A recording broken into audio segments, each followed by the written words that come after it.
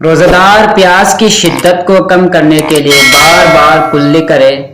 اور پانی بے اختیار خلق تک پہنچ جائے تو اس کے روزے کا کیا حکم ہے؟ ہاں، پیاس کی شدت وغیرہ سے جو ہے وہ اگر بار بار کلی کرتا ہے، یا اگر پیاس کی شدت نہ ہو، ویسے انسان جو ہے بار بار کلی کر رہا ہے، اب بار بار کلی کرنے کی وجہ سے جو ہے وہ پانی جو ہے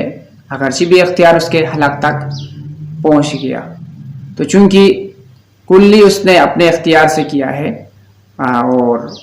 اس میں یہ ڈر تھا، خوف تھا کہ حلق تک جائے گا،